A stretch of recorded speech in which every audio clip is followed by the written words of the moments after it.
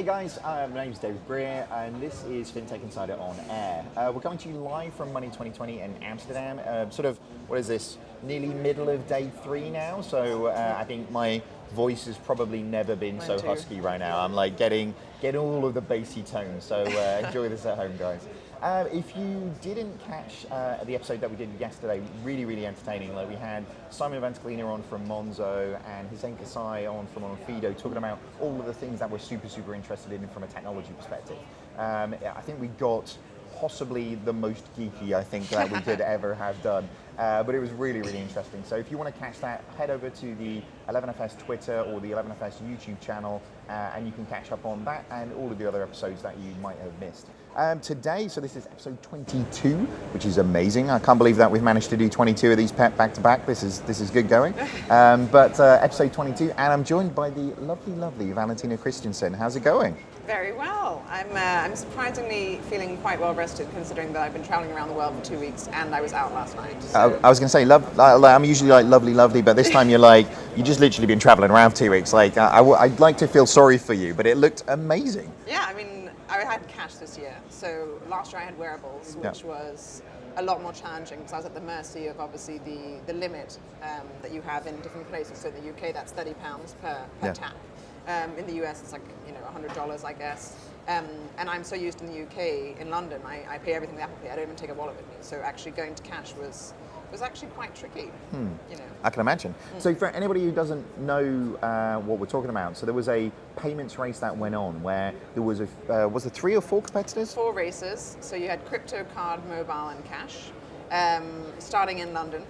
And ending here in Amsterdam over 2 weeks, using only that form of payment to pay for everything. So flights, hotels, food, transport, everything. And we got points for different things. So the more countries you visited, modes of transport you took, and video endorsements from people like yourself in the fintech community who would endorse your team. And Team Cash came last. Oh. I mean, you had fun, right? Yes, but I feel like I won overall in terms of experience. Yeah, there was some moral victory there, wasn't there? Exactly. But it was it wasn't our fault. Our flight was delayed, and so we didn't actually manage. We got put onto another flight, but we missed our connecting flight, and then we didn't get in until yesterday morning. Yeah. When all the other races got in and crossed the finish line the night before. And what was the difficulties there? Because carrying a bunch of cash to kind of just move around, carrying cash was, I wasn't carrying all the cash because that would have been like a bit of a risk, I think. Airport security would have been somewhat of a problem. And also my whole bag, I wouldn't be able to put any clothes in my rucksack that I was carrying. No, I think the biggest challenge was the fact that I couldn't buy any flights in advance. I had to buy everything on the day at the airport. So A, it was more expensive. And B, I didn't know if there were any seats left. So a lot of the times we didn't get the flight that we wanted. We had to get some other flight, which is why we ended up going to a lot more countries than the other competitors, because we had to go some roundabout ways, like to Russia. I was in Russia, was it yesterday morning? The day before yesterday, I was in Russia, as on the way to Vilnius. So that was probably the biggest challenge, and something that I definitely took for granted. Being able to just pay everything with card or through my phone, with PayPal or Apple Pay, being able to pay for flights and things like that, and now having to actually go to the airport and incessantly calling, the airline, being like, do you still have availability? And also for hotels, right? Yeah. I could find them if they were free on Booking.com, and then I had to keep calling them and be like, do you still have rooms left? And do you take cash? Which obviously they did. I guess there's a real problem there then. There are still lots of people who are unbanked or pay predominantly from a cash perspective. So I think you've had good fun for the last couple of weeks, but there's a real message behind this, isn't there? Absolutely. I think so. It was in Hong Kong. We met a woman from the Philippines who was saying that most people working there are domestic workers, so they're cleaning people's houses, they're getting paid in cash, and they have one day off, which is a Sunday, and then they're using that day to go to places like Express Money, who are one of our sponsors, and actually transferring money back home to their family in the Philippines. If you think about the capital, Manila, you've got 20 million people living in slums. Globally, you've got over 1 billion people living in slums, so they don't have a registered address, which means they can't get a bank account, and then cash is the only way that they can pay, and getting money from loved ones who are working abroad and being paid in cash. And so I think it's that is something that we've talked about a few times on the podcast, and I just think actually seeing it firsthand and meeting the people who it impacts, I think living in London or coming from Denmark where I come from, you hear cashless and cash light, and there's such a push towards it, and I can see, of course, there are huge benefits, but there's also huge benefits to kind of leaving it as it is and giving people the option to pay in cash if that's what they need. I think that's the thing, isn't it? It's cash at this stage isn't something that you can completely remove from the system, because you'll exclude so many different people who either from a preference or through necessity are going to be sort of paying in that way. But absolutely. I mean, I think if you can have the option, right? I mean, so I think I'll always carry a bit of cash. So like even yesterday at the street party, there was a pizza place that only accepted cash. Okay. So then I had 15 euros on me, and I got 2 pizzas, and everyone was really grateful because everyone else had cards. So I think I'll carry a bit of cash with me from now on. But I mean, I don't even carry my wallet. I don't even carry my cards anymore. I just have them all on my phone. See, I'm a good, like the Boy Scouts kind of taught me well. It's that emergency fiver I always carry with me just in case. So I can see where you're coming from. All right, so but you went to some amazing places. Like, where did you? Because Philippines, Russia. Like, where else? Because you went all the way round, right? So I did Belfast, Dublin, Helsinki. Wow. So Finland, Singapore, Bintan in Indonesia, which was actually shout out to Sharon O'Day, because I didn't even know that this like tropical island paradise existed. Wow. And she was like, oh, you should go to Bintan because it's an hour's ferry from Singapore. And so I was like, oh, we'll probably just go there and like we'll take another country off and then come back and get a flight to Hong Kong. And then I saw it and I was like, oh my God, this was like a screensaver. Wow. The beach was so incredible. So we were like, let's just stay here for 2 days. Wow. So then, so like travel tips from Sharon O'Day it's good.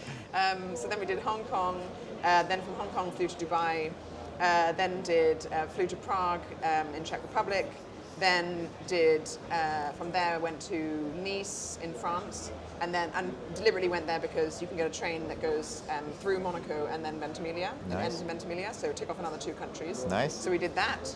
And it had just been the Grand Prix in Monaco like the weekend before, which we didn't realize, so that was quite funny. And then from there, from Nice, flew to Moscow, where we then got a connecting flight to Vilnius, and then from Vilnius we were supposed to fly to Frankfurt and then here, but the flight was delayed 2 hours, which means we missed the connecting and then had to fly direct from Vilnius. So it could have been also different. You could have made that fourth into a first, right? Yeah, exactly. It could have all changed. I think the thing is with cash, I got too comfortable. Yeah. And I was like, I'm just enjoying the beach life. So I wasn't really like thinking about endorsements as much as I should have been. But no, I think Bintan was probably actually my favorite place. Yeah. And it was so funny because it was an hour's ferry. It was so simple to get there. It was so cheap. I mean, like we stayed in the hotel and had like all our food and everything, and I think it was like, £80 for each of us for the whole time. So, wow. And then we did some amazing things whilst there. Probably my favorite thing from the whole trip was kayaking in the mangrove in Indonesia. I also got like loads of sandfly bites. Oh, wow. Yeah, for the viewers at home, look at that. I mean, I was like eaten alive, seriously. It was, I didn't even know what sandflies were until this trip. I mean, now you know, right? Yes, and they're very itchy, more itchy than mosquitoes. Goodness me. Yeah. All right, I guess we're at Money2020, so let's maybe talk a little bit about Money2020 as well. So what, you haven't been here for the whole thing. Yeah. So there's probably 2 questions. There's what have you seen on the agenda that you've missed that you wish you'd have made it to? Yeah. And then of the things that you have seen, what was your favorite so far? My favorite was definitely your talk yesterday with Patrick Hodgson. I mean, like I've read so much of the content he's produced, on his website. It's a fantastic company. They've done phenomenally well, and obviously now they're taking the success they've had in the US and trying to scale it here in Europe. I thought really, really interesting discussion. So much that businesses like ours could learn from. Obviously, they're a $20 billion company, 20 billion plus. I mean, we're 2.8 billion valuation, so you're talking about a 10x difference. Just hearing about some of the challenges, and it's funny because some of the challenges are actually the same challenges that we have, and you think, wow, it doesn't get any easier even if you're 10 times the size. And then there's certain things where you think, wow, it's so much easier once you get to that point. So it was really exciting to kind of hear their journey and see where we could be in our next stages of growth. The one I'm really gutted I missed was our founder, Rishi Khosla, on the first day. I was really bummed that I missed that. I wouldn't have been able to catch it anyway. I knew I wasn't going to be able to catch it because the finish line wasn't until the end of the day. But I saw some great feedback on Twitter. I've watched a bit of the clip of it, the video clip, so it seemed like, just seemed like it was a really useful, interesting discussion, and a lot of people have been coming up to me since being like, what, you've had no defaults?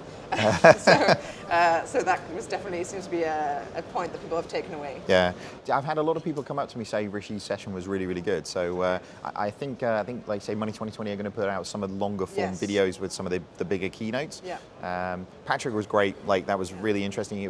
It's so nice to meet people when they're so passionate about fixing problems, and to still have that passion. I know he's 31, so a young guy, but so passionate about actually moving the company forward and doing more and more things.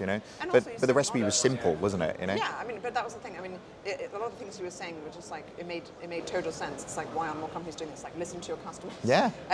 But I think also he was just so modest. You wouldn't have realized that you were on stage talking to someone who's like, first of all, 30 or 31, and it runs a double-digit billion-dollar company. Yeah. You could see there was still so much passion, as if he had started this yesterday, with his brother. It was the same. It seemed like it was still very much, that passion was still very much alive. Well, and as you say, he's like such a humble guy as well.